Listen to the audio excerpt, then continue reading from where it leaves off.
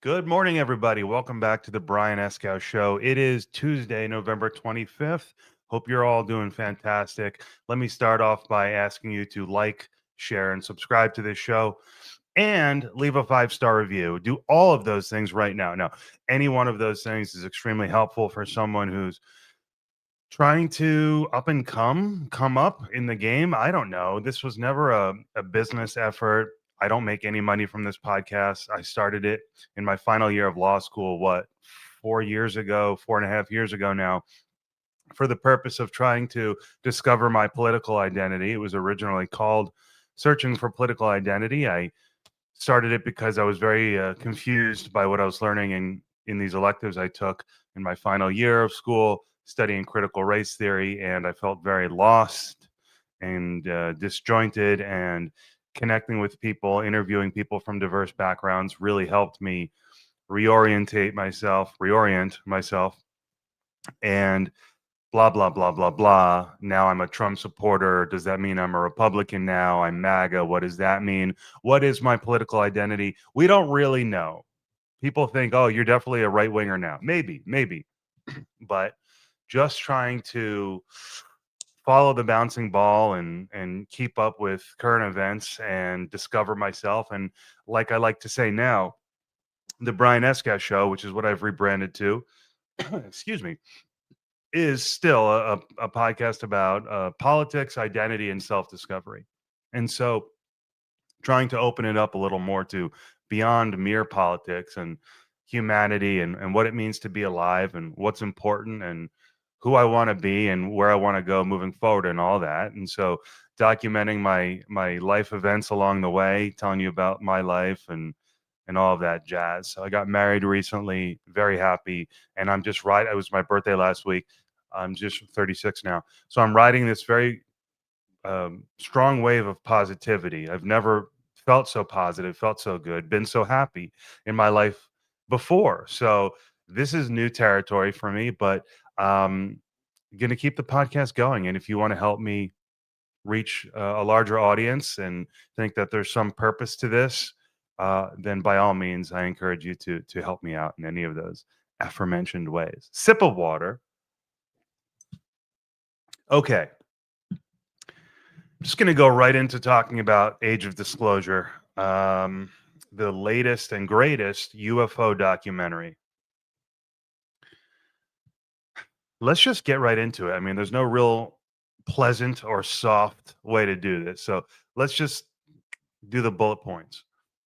Here's what you take away from the film Age of Disclosure if you watch it with an open mind and you take it for granted that the people interviewed, the scientists, the military professionals, are not lying. Here are the takeaways. Aliens are here. Trump is very aware of this and is going to make the announcement soon that we're not alone in the universe. And I think third, the big takeaway is how the crafts work, the UAPs work.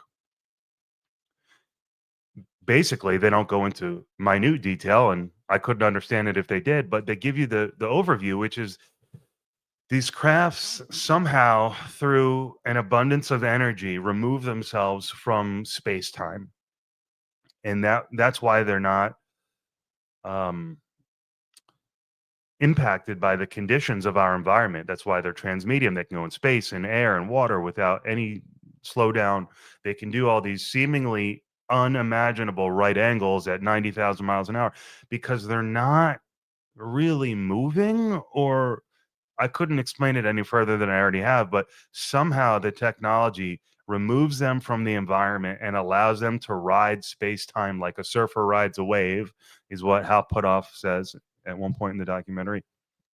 And so this allows them to basically be wherever they want to be. It opens up all kinds of possibilities. And was it Arthur C. Clarke, the famous sci-fi author, who said that technology at a scale incomprehensible to us would appear like magic, right? And so seems like that's what we're dealing with. You have representatives in Congress talking about interdimensional beings and portals being opened and all kinds of things. So, I mean, what do you do with that? You got all these documentaries, you've got leaders, you've got, and if you're in the UFO community, which I guess I am now, you see the Bill Clinton interviews on late night shows. And I mean, from A to Z, there are all these areas where you go, okay, either there's an orchestrated effort by people to pull the wool over our eyes and lie to us about aliens being here or interdimensional. By the way, in the film, they don't clarify. None of the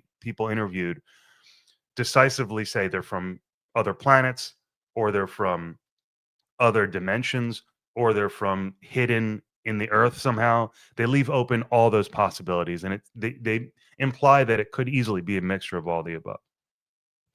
So just take a second to process that. You either think there's this big orchestration to lie about this, which it makes sense that there would be. Therefore, our enemies believe that we have, through reverse engineering, weapons that should make them tremble in fear. And maybe we do. So either that, which is one situation, or it's real. And we are actually in the age of disclosure. So what does that mean? Sip of water. Well, I have to admit to you that last night I started spiraling a little bit because Lou Elizondo, one of these figures who ran one of these key task forces at the Pentagon a few years ago, called ATIP, I guess, or whatever. Who cares what it stood for? But he was studying this phenomenon, and he wrote a book a couple of years ago called Imminent. And the movie, which is really good, Age of Disclosure, I highly recommend it. It's not a scare fest. It's not a scare fest, but the last line in the film before it fades to black, Lou Elizondo says something along the lines of, I wish I could share more than I'm able to because of my classifications, but I feel immense pressure to share what I can because there will come a time when people will wish we had acted differently, and at that and he goes, and that time is imminent, and people will wish they were told sooner about what's going on. So it was very ominous, and it started freaking me out. I'll be honest with you. And I should say, I'm a very sensitive person, admittedly. I'm a very gullible person, admittedly. I'm impressionable. I'm very trusting. So honestly, hopefully, this is just another example of Brian Escow being a fucking gullible moron. That would be best case scenario.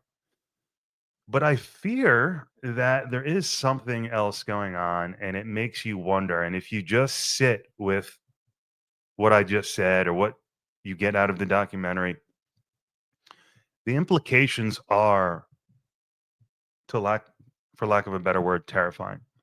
So what does it mean?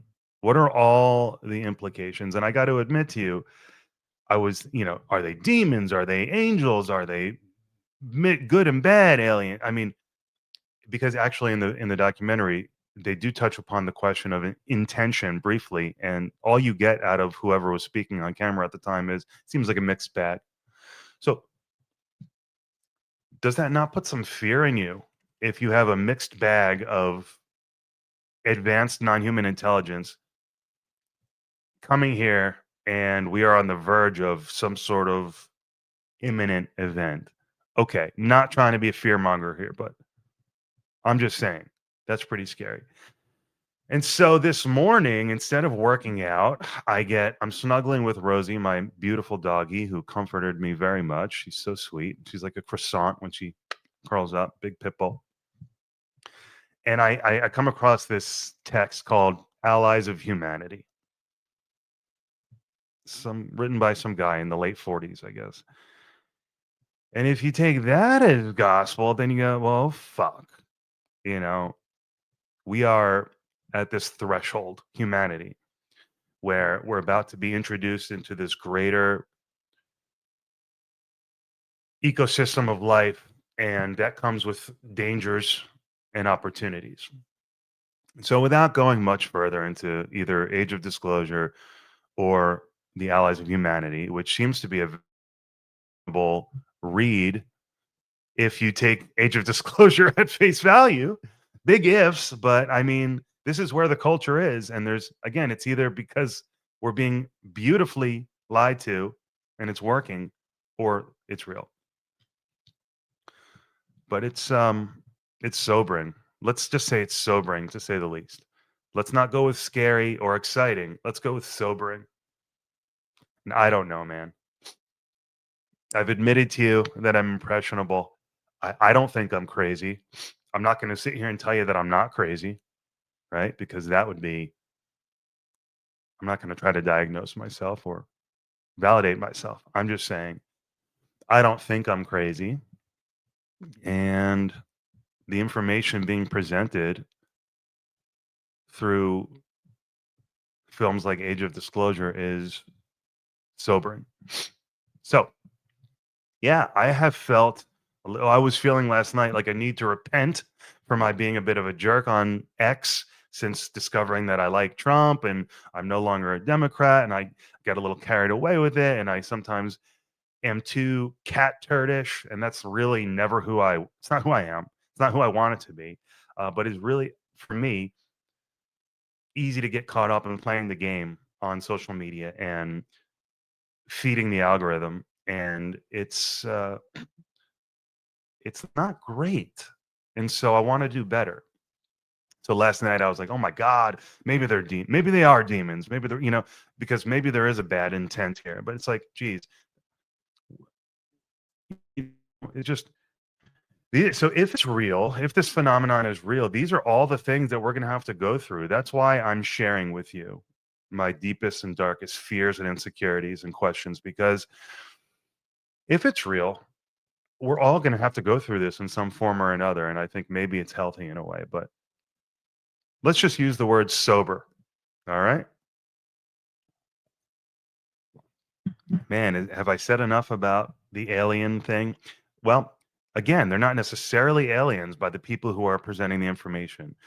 In fact, one of the people, David Grush, you may have heard that name, said in the documentary, that's not where the evidence leads. So I don't, he goes, I kind of go away from the alien narrative because the evidence seems to suggest something else. And I think he's referring to interdimensional or inner earth or whatever. But it's, to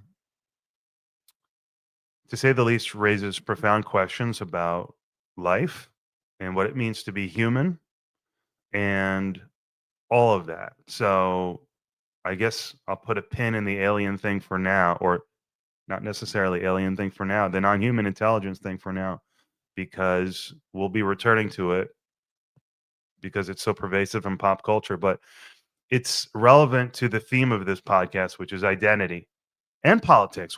How do you organize a society? How do the aliens organize the non-humans organize society? All of these things. And I guess the very last thing I'll say is my last guest last week, Teddy Pierce, great guy, great author. His book, Dethrone Davos, Save America. He's not a fanatical, by the way, but he ultimately does assess the culture war, if you will, between traditional American culture and globalism as actually a good and evil battle. And he is religious, so he ultimately does boil it down to God versus Satan. And so he believes that there is a systemic problem where Satan and dark forces are trying to strip away the freedoms that come from who in America, right? And so many people on the left forget that. And there's the whole culture war. It can be boiled down, many people say, to God versus Satan, good versus bad. And this is just another element of, uh, I told you I was done, but last thing I'll say is getting lost in the Allies of Humanity text for an hour this morning.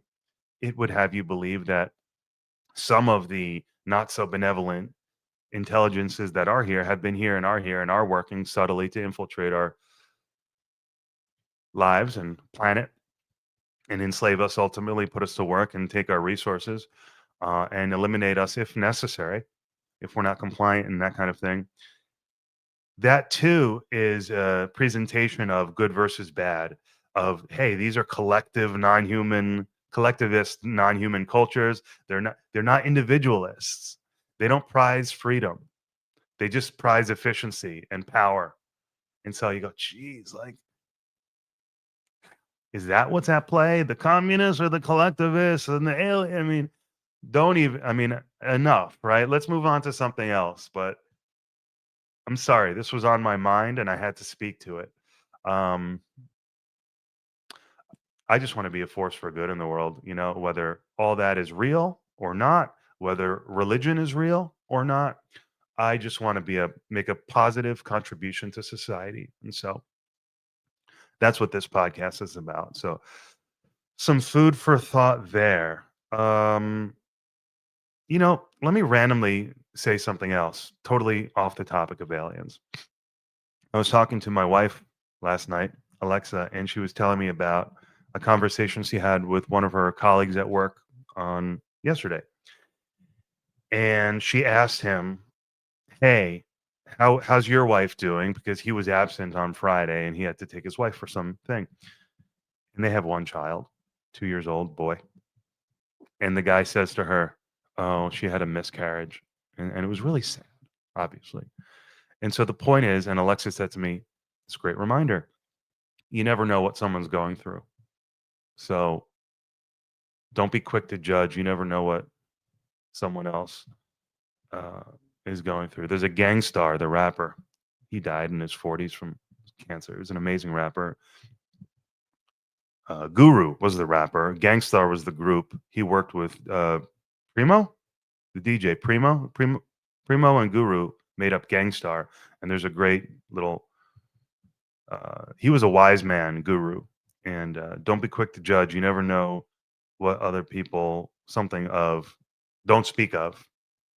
So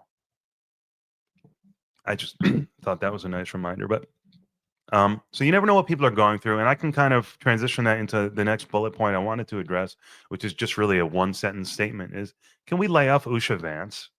I mean, I really hate when people go after good people who are in the public eye against their will, who didn't elect to be in the public eye, who are being criticized. Like, give who? It's not your business if she has her wedding ring on or not. It's not your business if they're getting divorced. The whole Erica Kirk hug thing with JD Vance, all sickening. And so, please, I know I need to do a better job being more graceful and gracious towards people I don't agree with. But I'm certainly not one of these people who attacks people on the other side for stuff like that. So if you're one of the people who are attacking Erica Kirk and JD Vance and Usha Vance, maybe maybe don't do that. Maybe don't judge people because you really don't know what they're going through. And for God's sakes, we know what Erica Kirk, we have some idea of what Erica Kirk is going through, some faint idea, but we really don't know, of course. So what a horrible situation that is, and just let Usha Vance live, guys. That's all I'm trying to say. Okay, really, my last topic here, because I got to get to work, is Trump Mamdani meeting. So, as the host of a podcast that was formerly called Searching for Political Identity, and who comes from the left, a progressive home, and who voted for Obama twice, Hillary and Joe, and then eventually Biden only after, eventually Trump only after, not immediately after studying critical race theory and having the adverse reaction to it that I did, but it took time. I had to go to Vivek first, and then DeSantis, and then Kennedy. I said, yes, Kennedy's my home. I can have my cake and eat it too by supporting this guy. He's a man of the left, but he's fighting the Democratic Party. I like this guy's deal. Let me support Kennedy. Then he embraces Trump and you go, okay, I'm home. And now I'm a big Trump guy. But political identity is still up in the air for me. I met a lot of libertarians throughout my years doing this podcast, and I'm very attracted to their view of free markets, individual choice, liberty, and but that really there's no room for any sort of socialism in that model, and I don't think socialism is great by any stretch of the imagination. But the question is there any collectivist concept, is the removal of all modes of collectivism, like the Javier Milei model, is that really the answer? Or is the Trump version of of that, not pure libertarianism. It's freedom oriented, yes. It's free market oriented, yes. But it doesn't totally abandon the concept of nation, of society, of group, of help. And so I'm still trying to fine tune my political identity. And so Mamdani representing hard socialism, contrasting with Trump, who's kind of a chameleon. You could definitely say he's very conservative and right wing in many ways, but you could also make strong arguments that he's actually a mixed bag politically, Trump. And so that's why part of the reason why he's so attractive to me. He's bold, he's got conviction, he's got vision, and all of these unpredictable. I mean, all of these qualities that make him maybe not a guy you'd want to be friends with, maybe, you know, but a guy who you can kind of respect leading your country. The dichotomy between him and Mamdani in the Oval Office was obviously very interesting. Trump likes people who are successful, politically successful, who are good on TV, who are sharp, who are winners, and Mamdani is all of those things. And you had Trump fawning over him, basically. So that was very interesting in terms of the personal dynamics, but in terms of the political ideologies they represent, also very interesting. And I like how he said to Mamdani, "You're going to change. I changed. So how do people change when they get elected? And what is the best solution for society is really the big question. How do we organize ourselves to have the most freedom, but also the most prosperity, the most love, the most happiness? And maybe these aren't the roles of government, but how do you organize society, putting government in its proper place, religious institutions in their proper place, and so on, so that everyone is thriving? That's what it's all about. And I think the point is most people, the vast majority of people are good people, no matter where they fall on the political spectrum, and they want those things. They want good schools, they want thriving economies, thriving communities, thriving arts, all of the good stuff. They just disagree on how to get there. And so that's where it becomes very interesting, trying to navigate life and say, how do we today, with the technology we have and the problems we have and the problems that are on the horizon and the opportunities, how do we put it all together so that we're principled but also effective? It's tough, man. And so that's what this podcast is all about, continuing to host people from diverse backgrounds, um, not letting the cement dry, really. I mean, eventually the cement's got to dry, right? That's why I changed the name, because I said, okay, man, like it just doesn't make sense to keep searching for political identity forever. Yes, you should always be open minded and curious, but is that is this model really going to work for a podcast for a sustained period of time? Like eventually you got to commit and say, no, I am a Trump supporter. I do believe in this. And so I'm trying to inch towards that clarity and that certainty. But I don't know. I'm very maybe too open-minded. I like learning, and this is ultimately a process of self-discovery. So who knows where this train ends? Maybe I turn into a Bernie guy, a Mamdani guy. Maybe it doesn't matter. Maybe these distinctions. Maybe I eventually get to the point where I say, "Hey, look, it doesn't matter where you are as long as you're about love and about respect and about." Yeah, freedom is so interesting because your freedom implies the freedom to be poor and the freedom to lose and the freedom to be sick. And so, what is freedom? These are key concepts. All I can tell you is that I love America. I love the ethos, the spirit, warts and all. I don't deny the hypocrisy, the original sin that America was founded on. But I also don't deny the beauty and the wisdom and the grace that it was founded on. I also don't deny the contributions of minorities and white people over time to perfect that union. And obviously we haven't reached that perfect state yet, but I don't deny the progress we've made over the centuries. And so how do we square all of the challenges we have, all of the opportunities we have, trying to keep our national identity, but also trying wanting to evolve with the times? It's tough, man, with AI. And it was hard enough before the internet, I'm sure, and before AI, and now we've got to contend with these new things. And so until I'm abducted and, scared into silence or taken off the map, killed, or I don't know, some other life-changing event hits me, I'm gonna keep doing this. I've got a family now. I'm married now. It's crazy. I'll have a kid soon enough, God willing. And who knows how my perspective will change then. All I can tell you is I want the best for people. I want the best for myself, for my family, for my friends. I want everyone to thrive. And if you do too, then we can start there. And maybe you're a lefty, maybe you're a righty, maybe you're a fascist, maybe you're a socialist, but